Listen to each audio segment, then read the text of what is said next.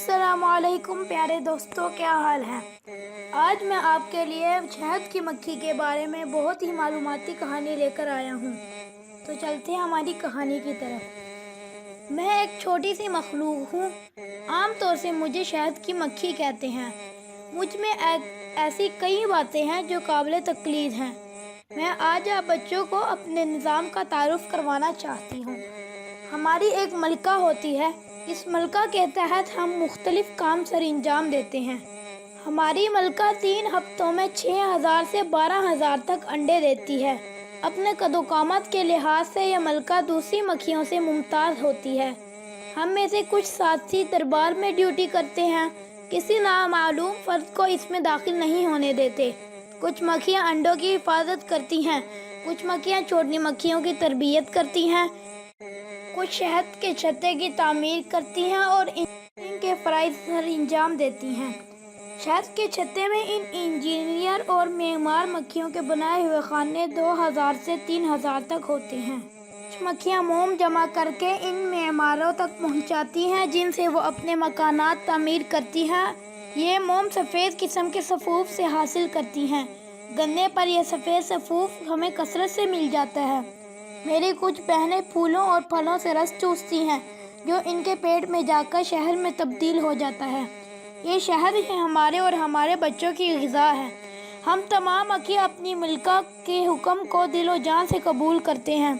अगर कोई साथी हुक्म उदूली करे या गंदगी पर बैठे तो हमारी मलका उसको सुल्तनत से निकाल देती है और इसको छत्ते में दाखिल होने से रोक दिया जाता है।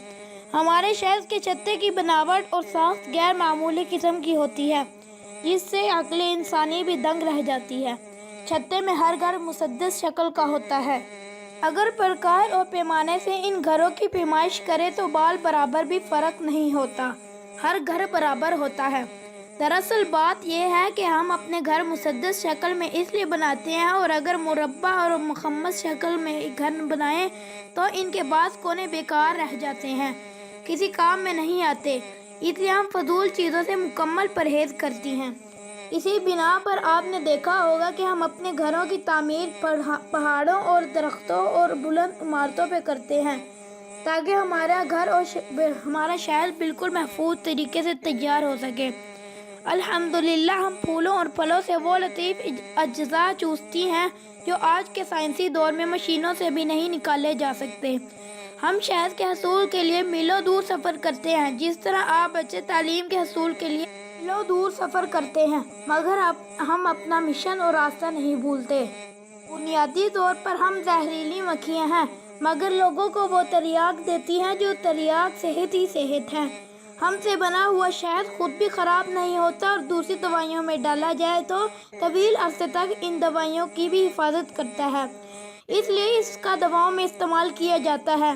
कुरान करीम में शहद को लोगों के लिए शिफा फरमाया गया है। हमसे बना हुआ शहद कई बीमारियों के इलाज के तौर पर इस्तेमाल होता है। माहिरीन अब इसको कैंसर जैसे मूजी मरज़ में बतौर दवा इस्तेमाल करने पर तजुर्बा कर रहे हैं। प्यारे बच्चों, जब हम मिलजुल कर काम करती हैं तो शहद जैसा जौहर बना लेती हैं। अगर आप भी मिलजुल कर इस मुल्क की तामीर के लिए काम करें तो आप लोग क्या कुछ नहीं कर सकते। तो कैसी लगी कहानी।